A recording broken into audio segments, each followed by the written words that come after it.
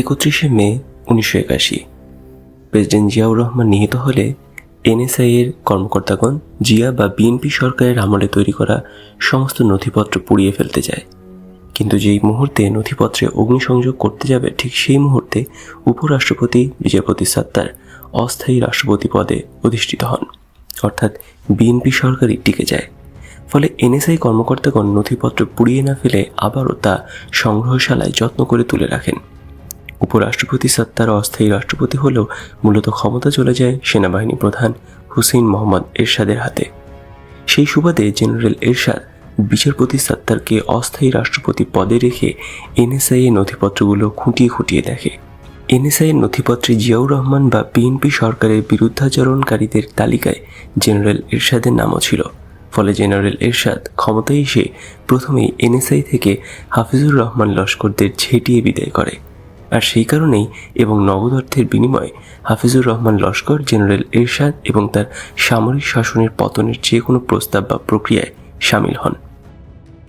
Arm পুলিশের company commander Hafizur Rahman লস্করের সঙ্গে ছাত্র আন্দোলনের নামে ছাত্র হত্যার নীল নকশা চূড়ান্ত হয়।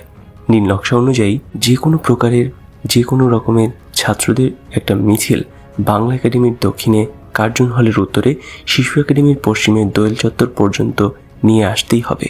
বাকি কাজ আর্ম পুলিশ সেরে ফেলবে। অর্থাৎ আমাদের দায়িত্ব ছাত্রদের একটা মিছিল দোয়েল চত্বর পর্যন্ত নিয়ে আসা। তারপর সেই মিছিলের উপর গুলি চালিয়ে ছাত্র হত্যার দায়িত্ব আর্ম পুলিশের কোম্পানি কমান্ডার হাফিজুর রহমান লস্করের।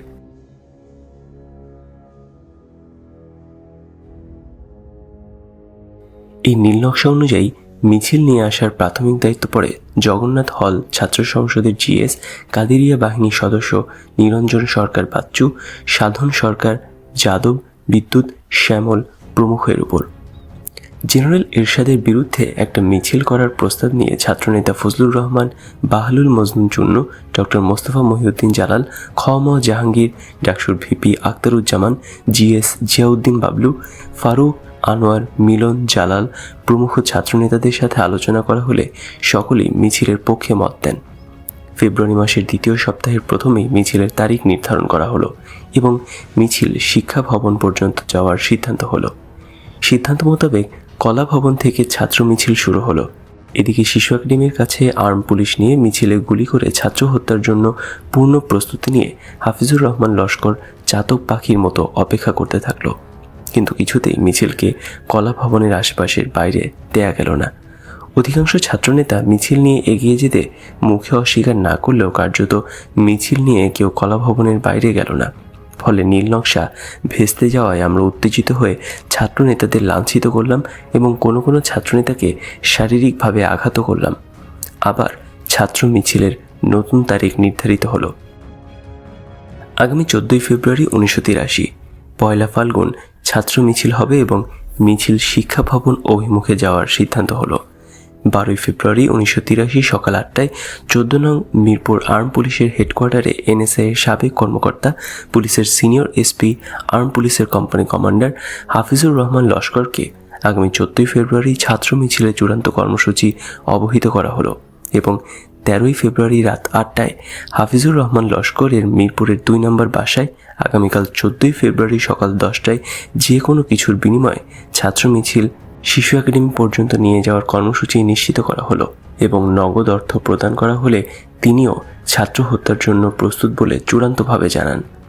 রাত 11টায় ঢাকা বিশ্ববিদ্যালয়ের জগন্নাথ হলের অ্যাসেম্বলি বিল্ডিংয়ে ছাত্রনেতা নিরঞ্জন সরকার বাচ্চুর রুমে সর্বশেষ গোপন বৈঠক হয়।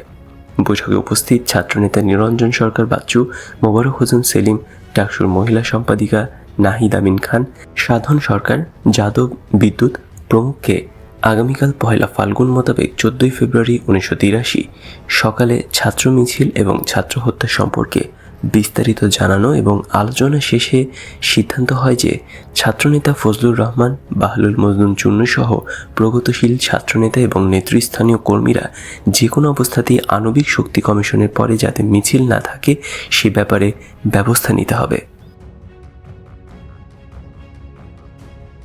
আজ পহেলা ফাল্গুন 14 ফেব্রুয়ারি 1983। ফুল ফুটুক আর নাই ফুটুক, আজ বসন্ত। ঋতুরাজের বসন্তের এই সমীকরণে আজ সবাই উদ্বেলিত। বাঙালি রমণীরা লাল পেড়ে হলুদ শাড়ি পরে ভোর হতে না হতেই ঘর থেকে বেরিয়ে এসেছে বসন্ততে অবগাহন করতে। ঢাকা বিশ্ববিদ্যালয়ের রোকেয়া এবং শামসুন্নাহার হলের ছাত্রীরা খুব ভোর থেকেই লাল পেড়ে বাসন্তী রঙের শাড়ি পরে বসন্ত উৎসবে মেতে উঠেছে। বসন্ত উৎসব মুখর বিশ্ববিদ্যালয়। লাল পাড় হলুদ বর্ণের শাড়ি পরে কোনো কোনো ছাত্রী বিশ্ববিদ্যালয়ের ক্যাম্পাস ছেড়ে মনের মানুষের সাথে বসন্ত উৎসব করতে দূর দূরান্তে চলে যাচ্ছে। ঢাকা বিশ্ববিদ্যালয় এলাকায় লাল পেড়ে হলুদ শাড়ির সমারোহ। আজই এ বসন্তে সবাই বসন্তের দোলায় দুলছে। কেউ জানে না একটু পরে কি ঘটতে যাচ্ছে, কে নিহত হতে যাচ্ছে। কোনো স্নেহময়ী মাতার বুক খালি হচ্ছে, কোনো পিতার সন্তান হারা হচ্ছে। বেলা 10টার দিকে কলাভবনের সামনে অপরাজেয় বাংলার পাদদেশে মিছিলের উদ্দেশ্যে ছাত্ররা জমায়েত হতে শুরু করে। একটি মোটরসাইকেল ধানমন্ডি 32 নম্বরে শেখ হাসিনা বিশ্ববিদ্যালয় এবং আর্ম পুলিশের হাফিজুর রহমান লস্করের সাথে সার্বক্ষণিক যোগাযোগ রক্ষা করে যাচ্ছে। মোটরসাইকেলটি দ্রুত গতিতে 32 নম্বরে শেখ হাসিনা এবং শিশু একাডেমির পূর্বের পাশে অবস্থানরত আর্ম পুলিশের কোম্পানি কমান্ডার হাফিজুর রহমান লস্করের কাছে বিশ্ববিদ্যালয়ের সর্বশেষ পরিস্থিতি জানিয়ে যাচ্ছে। বেলা 11টা নাগাদ ছাত্র মিছিল শুরু হলো। যেসব ছাত্রনেতা এবং কর্মীদের আণবিক শক্তি কমিশনের পরে মিছিলে আর না থাকতে জানিয়ে দেওয়ার কথা তাদেরকে জানিয়ে দেওয়া হলো। সিদ্ধান্ত এবং পরিকল্পনা মতো মিছিল সহ সব কিছুই ঠিকঠাক চলতে লাগলো। ছাত্র মিছিল আণবিক শক্তি কমিশন পর্যন্ত এগিয়ে গেলে কিছু ছাত্রনেতা এবং কর্মীরা মিছিলের পেছন থেকে সরে দাঁড়ালো। মিছিল এগিয়ে গেল বাংলা একাডেমি ছেড়ে আরও সামনের দক্ষিণে দোয়েল চত্বরের দিকে। একেবারে দোয়েল চত্বরের কাছে এবং মিছিল যে দোয়েল চত্বরের পেছনে ফেলে পূর্ব দিকে ঘুরে দাঁড়ালো, সঙ্গে সঙ্গে আগে থেকে ওত পেতে থাকা হাফিজুর রহমান লস্করের আর্ম পুলিশের গুলি গ্রুম গ্রুম টাস টাস। মুহূর্তের মধ্যে লুটিয়ে পড়ল কয়েকজন ছাত্র। মোটরসাইকেলটি দ্রুত ধানমন্ডি 32 নম্বরে গিয়ে শেখ হাসিনাকে গুলির সংবাদ দিয়ে আবারও ছুটে চলল ঢাকা মেডিকেল কলেজ হাসপাতালে। ইতিমধ্যে ছাত্ররা হাসপাতালের ইমার্জেন্সিতে গুলিবিদ্ধ ছাত্রদের নিয়ে এসেছে। গুলিবিদ্ধ ছাত্রদের মধ্যে জয়নাল ও জাফর শেষ নিঃশ্বাস ত্যাগ করে পৃথিবী ছেড়ে পরকালে চলে গেছে। জয়নাল ও জাফরের মায়ের কোল খালি হয়েছে, শূন্য হয়েছে পিতার বুক। নীল নকশা বাস্তবায়িত হওয়ার চূড়ান্ত সংবাদটি নিয়ে মোটরসাইকেলটি চলে গেল ধানমন্ডি 32 নম্বরে। দুজন ছাত্র হত্যার সফলতার সংবাদটি শেখ হাসিনাকে দিয়ে মোটরসাইকেলটি ফিরে এলো বিশ্ববিদ্যালয়ে।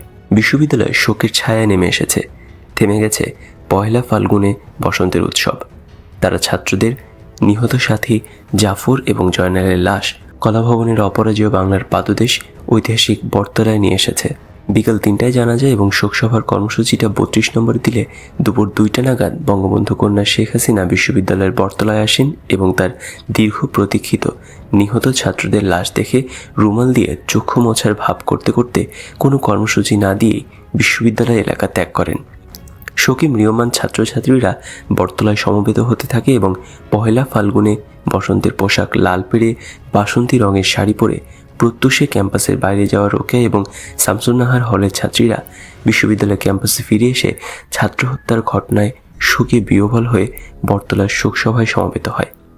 শেখ হাসিনা বিশ্ববিদ্যালয় এলাকা ত্যাগ করে গিয়ে সামরিক আইন প্রশাসক জেনারেল হুসেইন মোহাম্মদ এরশাদের সাথে যোগাযোগ করেন এবং ছাত্র হত্যার প্রতিবাদে কোনোরূপ আন্দোলন কর্মসূচি না দেওয়ার বিনিময়ে এরশাদের কাছ থেকে কতগুলো গোপন দাবি আদায় করে নেন। ছাত্র হত্যার প্রতিবাদে আন্দোলনের কর্মসূচি দেওয়া হবে না এই মর্মে শেখ হাসিনার কাছে থেকে নিশ্চয়তা এবং আশ্বাস পাওয়ার পর জেনারেল এরশাদ সমগ্র বিশ্ববিদ্যালয় এলাকার চতুর্দিক থেকে নজিরবিহীন পুলিশি এবং মিলিটারি হামলা চালায়। পুলিশের চতুর্দিক থেকে সাঁড়াশি হামলার মুখে ছাত্র হত্যার প্রতিবাদে বটতলায় অনুষ্ঠিত জানাজা এবং শোকসভায় সমবেত ছাত্রছাত্রীরা দিকবিদিক জ্ঞানশূন্য হয়ে দৌড়াতে থাকে। কিন্তু যেদিকেই দৌড়ায় সেদিকেই পুলিশের এবং আর্মির বেধড়ক মার। নিমিষের মধ্যেই বটতলার হাজার হাজার স্যান্ডেল জুতা পরে থাকা ছাড়া কোনো মানুষের চিহ্ন থাকে না। জাফর এবং জয়নালের লাশ দুটি অতি কষ্টে ছাত্ররা ধরাধরি করে সূর্যসেন হলে নিয়ে যায় এবং সূর্যসেন হলের গেটের ভেতরে তালা লাগিয়ে বন্ধ করে দেয়। হলের রুমের ভেতরে ছাত্র শিক্ষক কর্মসূচি আর হলের আঙিনা সহ সারা বিশ্ববিদ্যালয়ে শুধু পুলিশ আর সেনাবাহিনী। মুহূর্তের মধ্যে পুলিশ আর আর্মি হলের কেচি গেট ভেঙে রুমের মধ্যে প্রবেশ করবে। অবস্থা বেগতিক দেখে মোটরসাইকেল আরোহী সূর্যসেন হলের দোতলা থেকে 1 লাফ দিয়ে পড়ল হলের আঙিনায়। আর অমনি শকুনের দল যেমনি মরা গরু ঘিরে ধরে খায়, তেমনি পুলিশের দল মোটরসাইকেল আরোহীকে ঘিরে ধরে পেটাতে লাগলো। এরই মধ্যে মোটরসাইকেল আরোহী প্রাণপণ বেগে ছুটে চলল সূর্যসেন হলের বাউন্ডারি প্রাচীরের দিকে। মোটরসাইকেল আরোহী দৌড়াচ্ছে আগে আগে, পেছন পেছনে শকুনের কাকের ন্যায় দৌড়াচ্ছে আর পেটাচ্ছে পুলিশ ও আর্মি। পড়ি কি মরি করে এক লাফে সূর্যসেন হলের প্রাচীর টপকে কাটাবন আর পলাশির রাস্তায় গিয়ে পড়ল মোটরসাইকেল আরোহী। সেখান থেকে ধানমন্ডি 32 নম্বরে গিয়ে শেখ হাসিনাকে না পেয়ে আণবিক শক্তি কমিশনের পরিচালক শেখ হাসিনার স্বামী ডক্টর ওয়াজেদ মিয়ার মহাখালীস্থ সরকারি বাসভবনে গিয়ে শেখ হাসিনার পাজেরো জিপ পাওয়া গেলেও শেখ হাসিনাকে পাওয়া গেল না। শেখ হাসিনার প্রিয় এবং বিশ্বাসী বাবুর্চি রমাকান্তর কাছ থেকে জানা গেল তিনি কাউকে সাথে না নিয়ে অপরিচিত একটি প্রাইভেট কারে অপরিচিত একমাত্র চালক আরোহীর সাথে বোরকা পরে অজ্ঞাত স্থানে চলে গিয়েছেন। এদিকে বিশ্ববিদ্যালয়ের হলগুলোর গেট এবং দরজা ভেঙে পুলিশ এবং মিলিটারি বিশ্ববিদ্যালয়ের শিক্ষক, কর্মচারী এবং ছাত্রদের বেধড়ক মারপিট এবং গ্রেপ্তার করে সারা রাত খোলা আকাশের নিচে বসিয়ে রাখে এবং নিহত ছাত্র জাফর এবং জয়নালের লাশ নিয়ে যায়।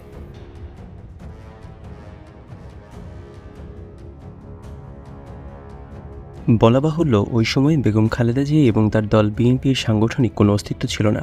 ফলে বেগম খালেদা জিয়া ছাত্র হত্যার পরও বিশ্ববিদ্যালয়ে আসেননি। সামরিক স্বৈরাচার জেনারেল এরশাদ এবং তার সামরিক আইনের বিরুদ্ধে চির সংগ্রামের ঐতিহ্যবাহী সহজ সরল প্রাণ এদেশের ছাত্র সমাজের প্রথম আন্দোলন, প্রথম বিদ্রোহ এবং আত্মদান। রাজনৈতিক নেতৃত্বের ব্যর্থতা এবং শেখ হাসিনার পাতানো আপোষকামিতার কারণে সম্পূর্ণ ব্যর্থতায় পর্যবসিত হয়। বৃথা হয়ে যায় জাফর এবং জয়নালের আত্মদান।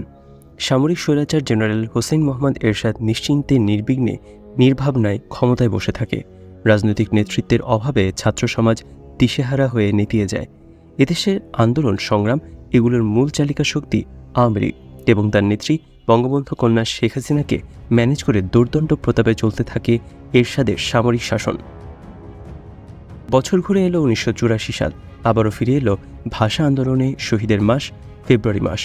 আওয়ামী লীগ সভানেত্রী শেখ হাসিনার নতুন বছরের নির্দেশ, এরশাদের বিরুদ্ধে আবারও ছাত্র আন্দোলন করতে হবে। 3রা ফেব্রুয়ারি 1984 ধানমন্ডি 32 নম্বরে বঙ্গবন্ধু ভবনে বিকাল 4টায় বসল এক রুদ্ধদ্বার বৈঠক। বৈঠকে নেত্রী যে কোনো প্রকারেই হোক ছাত্র আন্দোলন করার কঠোর নির্দেশ দিলেন। শুরু হলো আবারও ছাত্র হত্যার নতুন পরিকল্পনা।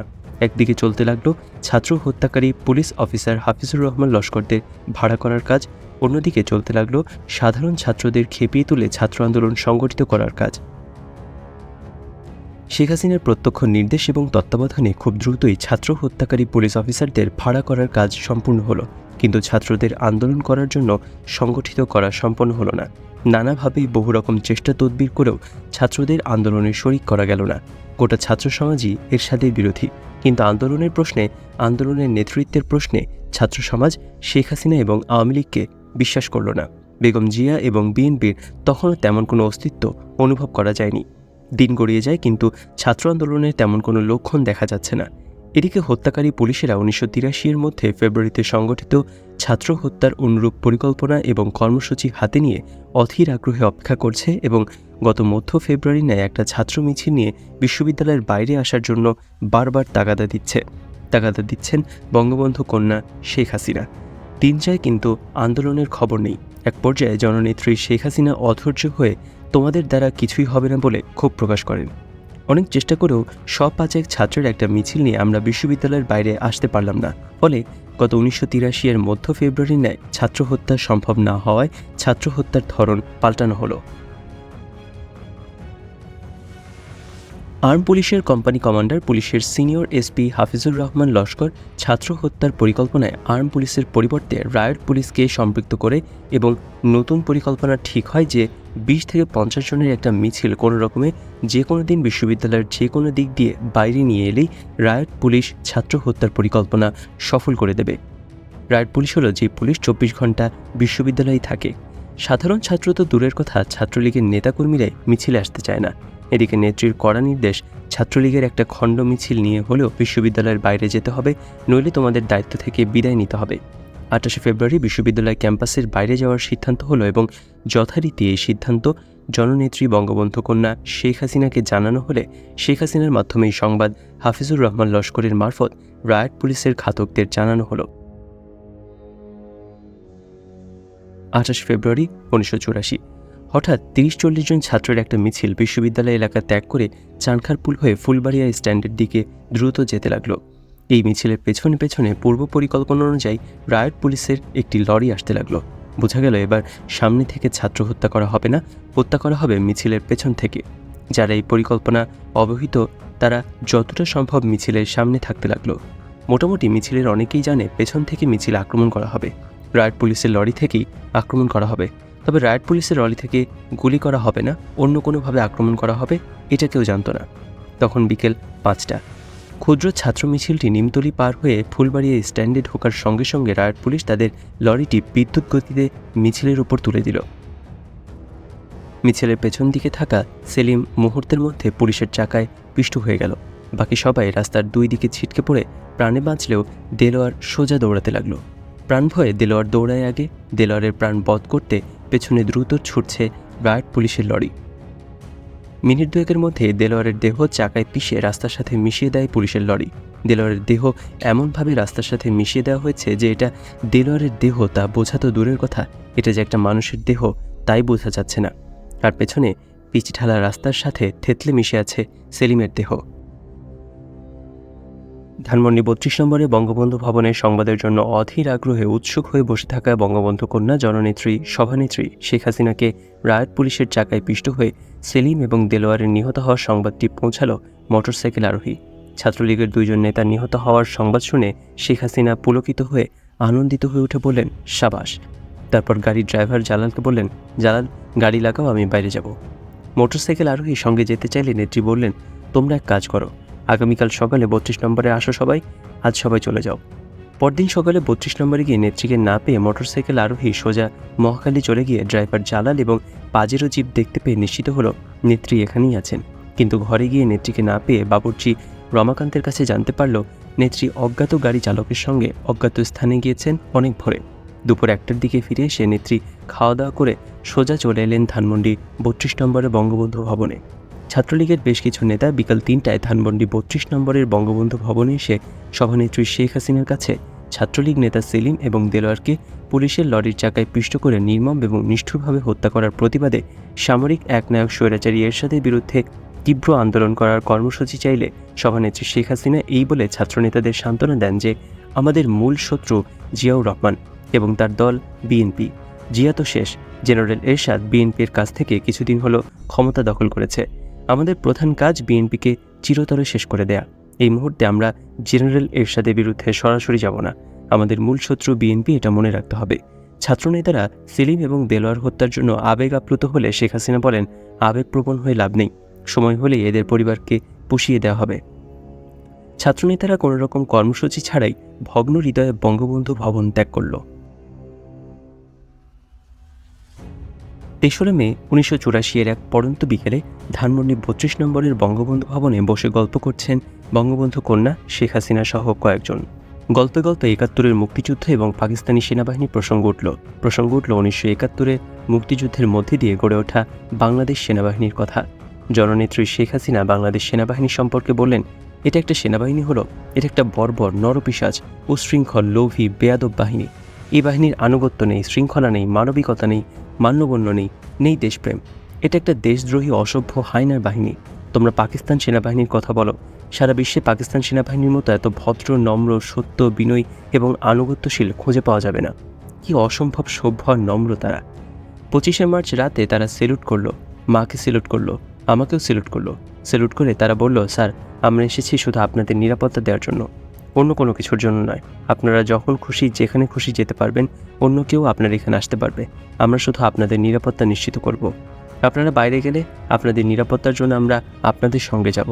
কেউ আপনাদের এখানে এলে আমরা তাকে ভালোভাবে তল্লাশি করে তারপর ঢুকতে দেব। এইসব করাই হবে আপনাদের নিরাপত্তার জন্য। সত্যি পাকিস্তানি সেনাবাহিনী যা করেছে তা সম্পূর্ণ আমাদের নিরাপত্তার জন্যই করেছে। 26শে মার্চ দুপুরে আব্বাকে যখন পাকিস্তানি আর্মিরা নিয়ে যায়, তখন জেনারেল টিক্কা খান নিজে এসে আব্বাকে এবং মাকে সেলুট দিয়ে আদবের সাথে দাঁড়িয়ে বিনয়ের সাথে আব্বাকে বলে, স্যার আপনাকে প্রেসিডেন্ট ইয়াহিয়া খান আলোচনার জন্য নিয়ে যেতে বলেছেন। আমি আপনাকে নিয়ে যেতে এসেছি। আপনাকে নেয়ার জন্য বিশেষ বিমান তৈরি। আপনি তৈরি হয়ে নেন এবং আপনি ইচ্ছে করলে ম্যাডাম সহ যে কাউকে সঙ্গে নিতে পারেন। আব্বা মার সঙ্গে আলোচনা করে একাই গেলেন। পাকিস্তান আর্মি যতদিন ডিউটি করেছে এসে প্রথমেই স্যালুট দিয়েছে। শুধু তাই নয়, আমার দাদির সামান্য জ্বর হয়েছিল, পাকিস্তানিরা হেলিকপ্টার করে টুঙ্গিপাড়া থেকে দাদিকে ঢাকা এনে পিজি হাসপাতালে চিকিৎসা করিয়েছে। জয় তখন পেটে। আমাকে প্রতি সপ্তাহে সিএমএইচে নিয়ে চেক আপ করতে হতো। জয় হওয়ার 1 মাস আগে আমাকে সিএমএইচে ভর্তি করিয়েছে। 1971 সালে জয়ের জন্ম হওয়ার পর পাকিস্তান আর্মিরা খুশিতে মিষ্টি বাটোয়ারা করেছে এবং জয় হওয়ার সমস্ত খরচ পাকিস্তানিরাই বহন করেছে। আমরা যেখানে খুশি যেতাম, পাকিস্তানিরা 2 চিপ করে আমাদের সাথে যেত, নিরাপত্তার জন্য পাহারা দিত। আর বাংলাদেশের আর্মিরা জানোয়ারের দল, অমানুষের দল। এই অমানুষ জানোয়ারেরা আমার বাবা, মা, ভাই সবাইকে মেরেছে। এদের যেন ধ্বংস হয়। 1986 সালের শুরু থেকে বঙ্গবন্ধু কন্যা শেখ হাসিনা আবারও ছাত্র আন্দোলনের জন্য নতুন করে তাগিদ দিতে থাকলেন। বহু চাপাচাপি, ধমকাধমকি এবং তাগিদ দেয়া সত্ত্বেও যখন আন্দোলনের বিন্দু বিসর্গ হলো না, তখন তিনি রেগে মে মাসের মাঝামাঝি তার জন্মভূমি এবং পিতার বাড়ি টুঙ্গিপাড়ায় চলে গেলেন এবং বেশ কিছুদিন টুঙ্গিপাড়ায় থাকলেন। এরই মধ্যে একদিন শেখ বাড়ির কিছু মুরব্বী সহ টুঙ্গিপাড়া গ্রামের 20-30 জন মুরব্বী এসে শেখ হাসিনার অংশের একটি নারিকেল গাছ দ্বারা শেখ বাড়ির অন্য শরিকের জায়গায় নির্মিত মসজিদটি ক্ষতিগ্রস্ত হচ্ছে জানিয়ে সেই নারিকেল গাছটি কেটে ফেলার প্রস্তাব করলেন। শেখ হাসিনা সরাসরি বলে দেন, আমার নারিকেল গাছ কাটা হবে না, দরকার হলে মসজিদ সরিয়ে ফেলেন। তখন সকল মুরব্বী পবিত্র কোরআন পাকে মসজিদ সরানোর নিষেধ আছে বলে মসজিদের দেয়াল এবং স্থান ঘেঁষে থাকা শেখ হাসিনার জায়গায় অবস্থিত নারকেল গাছটি কেটে ফেলার জন্য বারবার অনুনয় বিনিময় করতে লাগলেন। তখন শেখ হাসিনা বলেন, এই মসজিদ বন্ধ করে দেন, আমি আরও বড় মসজিদ বানিয়ে দেব। মুরব্বীরা বলেন, একটু বাতাস হলেই নারকেল গাছটি মসজিদের গায়ে এবং ছাদে লাগতে থাকে। এভাবে চললে মসজিদের ছাদ এবং দেয়াল অচিরেই ভেঙে যাবে। শেখ হাসিনা বলেন, ভেঙে যাক, তাতে আমার কিছু যায় আসে না। আপনারা লক্ষ বছর কান্নাকাটি করলেও ওই নারিকেল গাছ কাটব না। 1984 সালের 28শে ফেব্রুয়ারি ছাত্রলীগ নেতা সেলিম এবং দেলোয়ার নিহত হওয়ার পর বঙ্গবন্ধু কন্যা জননেত্রী শেখ হাসিনা যারপর নাই চেষ্টা করেও আর ছাত্র আন্দোলন করতে পারলেন না। হিতবসরে সামরিক স্বৈরাচার জেনারেল হোসেন মোহাম্মদ এরশাদ পাকাপোক্তভাবে রাষ্ট্রীয় ক্ষমতাকে নিজের সম্পূর্ণ নিয়ন্ত্রণে নিয়ে নেন। যদিও এরই মাঝে নিঃশব্দে নীরবে বেগম জিয়ার নেতৃত্বে বিএনপি উল্লেখযোগ্য একক রাজনৈতিক শক্তিতে প্রতিষ্ঠিত হল। এরশাদ তার ক্ষমতাকে নিরঙ্কুশ করেই 1986-তে সংসদ নির্বাচনের ঘোষণা এবং প্রস্তাব দেন। এরশাদের প্রস্তাবিত সংসদ নির্বাচনে অংশগ্রহণ করা না করার বিষয় নিয়ে দেশের রাজনৈতিক মহলে এবং নেতাদের মধ্যে ব্যাপক আলাপ আলোচনা শুরু হলে বেগম খালেদা জিয়া এবং তার দল বিএনপির পক্ষ থেকে এরশাদের নির্বাচনী ফাঁদে পা না দিয়ে এরশাদ হটাও আন্দোলন করার প্রস্তাব দেয়। তখন শেখ হাসিনার সাথে গুলশানের জনৈক ব্যবসায়ী এসআই চৌধুরী গুলশানের বাসায় তৎকালীন ডিজিএফআইয়ের ব্রিগেডিয়ার মাহমুদুল হাসানের সাথে গোপন বৈঠক হয়। ব্রিগেডিয়ার মাহমুদুল হাসান জেনারেল এরশাদের পক্ষ থেকে ব্যক্তিগতভাবে শেখ হাসিনাকে নির্বাচনে অংশগ্রহণ করার অনুরোধ করেন এবং নির্বাচনী সকল ব্যয়ভার বহন করার প্রতিশ্রুতি দিলে শেখ হাসিনা আন্দোলনের অংশ হিসেবে নির্বাচনে অংশগ্রহণ করার পক্ষে মত দেন। এই পরিস্থিতিতে দেশের বামপন্থী রাজনৈতিক নেতৃবৃন্দের, বিশেষত কমিউনিস্ট পার্টির প্রয়াত সাধারণ সম্পাদক কমরেড ফরহাদের প্রচেষ্টায় বেগম খালেদা জিয়া এবং শেখ হাসিনার মতপার্থক্য এই কৌশলে কমিয়ে আনা হয় যে নির্বাচনে শুধুমাত্র 2 নেত্রী ছাড়া কেউ দাঁড়াবে না। অর্থাৎ বামপন্থী নেতৃবৃন্দ বেগম জিয়াকে এটা বোঝাতে সমর্থ হন যে বেগম জিয়া এবং শেখ হাসিনা দুজনে 150-300 আসনে নির্বাচনে দাঁড়াবেন, আর বাকি সবাই মিলে 2 নেত্রীকে 300 আসনে জিতিয়ে দেবেন। তাহলে গণতান্ত্রিকভাবে নির্বাচনের মাধ্যমে সামরিক স্বৈরাচার জেনারেল এরশাদকে ক্ষমতাচ্যুত করা যাবে এবং তাতে করে রাজনৈতিক দলসমূহের মধ্যে বিভেদ এবং অনৈক্য সৃষ্টি হবে না। বেগম খালেদা জিয়া এরশাদকে ক্ষমতাচ্যুত করার প্রয়াসে 2 নেত্রী 150-300 আসনে নির্বাচনের প্রস্তাবে সায় দেন এবং শেখ হাসিনা এবং খালেদা জিয়া মুখোমুখি সংক্ষিপ্ত বৈঠক করেন। কিন্তু গুলশানের ব্যবসায়ী এসআই চৌধুরীর মাধ্যমে 2 নেত্রীর এই গোপন নির্বাচনী কৌশলের কথা এরশাদের কাছে পৌঁছে যায় এবং এরশাদ রাষ্ট্রপতির অধ্যাদেশ জারি করে যে এক ব্যক্তি 5-এর অধিক বা বেশি আসনে নির্বাচনে দাঁড়াতে পারবে না। ফলে 2 নেত্রীর 150-300 আসনে নির্বাচন করার কৌশল ভণ্ডুল হয়ে যায়। তখন বেগম জিয়া এরশাদের নির্বাচনী ফাঁদে পা না দিয়ে এরশাদের পতনের আন্দোলনে পুরনো অবস্থায় চলে যান। এদিকে গুলশানে এসআইয়ের বাড়িতে ডিজিএফআইয়ের ব্রিগেডিয়ার মাহমুদ হাসানের সাথে শেখ হাসিনার আবারও বৈঠক হয় এবং সেই বৈঠকে দাবি করা হয় নির্বাচনী ব্যয় হিসেবে আগে যেই পরিমাণ অর্থ ধরা হয়েছে এখন তার 3 গুণ অর্থ দিতে হবে। ডিজিডিএফআই ব্রিগেডিয়ার মাহমুদুল হাসান 1 ঘন্টার সময় চেয়ে চলে যান এবং বঙ্গবন্ধু কন্যা শেখ হাসিনা ধানমন্ডি 32 নম্বর বঙ্গবন্ধু ভবনে চলে আসেন। ঘণ্টা 2 পর সন্ধ্যার দিকে ব্যবসায়ী SI চৌধুরী দুটি মাইক্রোবাস সঙ্গে নিয়ে 32 নম্বরে এসে হাজির। ব্যবসায়ী SI চৌধুরী আর শেখ হাসিনার মধ্যে 1-1.5 মিনিট কথা, তারপরই হুকুম হলো তাড়াতাড়ি মাইক্রোবাস থেকে বস্তাগুলি নামিয়ে আনো। সঙ্গে সঙ্গে মাইক্রোবাস থেকে মুখ সেলাই করা মোট 9টি নতুন বস্তা নামিয়ে বঙ্গবন্ধু ভবনের নিচতলায় লাইব্রেরি আর বেডরুমের মাঝে যে মাস্টার বাথরুম, সেই বাথরুমে রাখা হলো। এরপর শেখ হাসিনা আদেশ করলেন সাংবাদিক সম্মেলনের আয়োজন করতে এবং ডক্টর কামাল হোসেন সহ আওয়ামী লীগের কেন্দ্রীয় নেতাদের 32 নম্বরে বঙ্গবন্ধু ভবনে জরুরি ভিত্তিতে আসতে বলার জন্য। ডক্টর কামাল হোসেন সহ যে সকল নেতাদের টেলিফোনে পাওয়া গেল তাদের অনতি বিলম্বে বঙ্গবন্ধু ভবনে আসতে বলা হলো। বিভিন্ন পত্রিকা অফিসে টেলিফোনের মাধ্যমে এবং সশরীরে গিয়ে জরুরি সাংবাদিক সম্মেলনের সংবাদ জানানো হলো। সাংবাদিক সম্মেলনের বিষয়বস্তু সম্পর্কে সাংবাদিকদের কিছু জানানো সম্ভব হলো না, শুধু বলা হলো জরুরি এবং খুবই গুরুত্বপূর্ণ সাংবাদিক সম্মেলন। আসলে সত্যি কথা বলতে কি, সাংবাদিক সম্মেলনের বিষয়বস্তু সম্পর্কে ডক্টর কামাল হোসেন সহ কোনো নেতাই কিছুই জানেন না। মূল বিষয়বস্তু সম্পর্কে জানেন মূলত 4 ব্যক্তি: শেখ হাসিনা, ব্যবসায়ী SI Chowdhury, DGDFI brigadier Mahmudul Hasan এবং প্রধান সামরিক আইন প্রশাসক সেনাবাহিনী প্রধান রাষ্ট্রপতি হোসেন মোহাম্মদ এরশাদ। অধিক রাত হওয়া সত্ত্বেও বহু সংখ্যক সাংবাদিক এসে উপস্থিত হল ধানমন্ডি 32 নম্বরের বঙ্গবন্ধু ভবনে। শেখ হাসিনা ইতোমধ্যে আওয়ামী লীগ নেতাদের নির্বাচনে যাওয়ার সিদ্ধান্ত জানালেন। নেতারা বললেন, নির্বাচনে যাব ঠিক আছে, কিন্তু একদিন আমরা বিষয়টি নিয়ে আলোচনা করি, তারপর সিদ্ধান্ত নেই। শেখ হাসিনা বললেন, আমাদের সময় নেই, তাড়াতাড়ি করতে হবে। খালেদা জিয়া এবং তার দল বিএনপিকে ল্যাং মেরে নির্বাচনে যেতে হবে, কাজেই এটা নিয়ে এত আলোচনার দরকার নেই। বাইরে সাংবাদিকরা বসে আছে, এখনই নির্বাচনে যাওয়ার ঘোষণা দিতে হবে বলেই সরাসরি সাংবাদিকদের মাঝে এসে উপস্থিত হলেন এবং নির্বাচনে যাওয়ার ঘোষণা দিলেন। তারপর দিন 6 ফুট লম্বা 3 ফুট চওড়া 5 তলা একটি স্টিলের ওয়ার্ড্রোব আনা হলো এবং যে বাথরুমে সেলাই করা বস্তাগুলো আসে সেখানে রাখা হলো। তারপর একে একে বস্তা খোলা হতে লাগলো আর ভেতরে ভেতরে থাকা 500 টাকার নতুন বান্ডিলগুলো ওই স্টিলের ওয়ার্ড্রোবে সাজিয়ে রাখা হলো। সব টাকা ওয়ার্ড্রোবে না ধরায় বাকি টাকা অন্যত্র সরিয়ে ফেলা হলো। শুরু হলো 1986 এর সংসদ নির্বাচনী প্রক্রিয়া।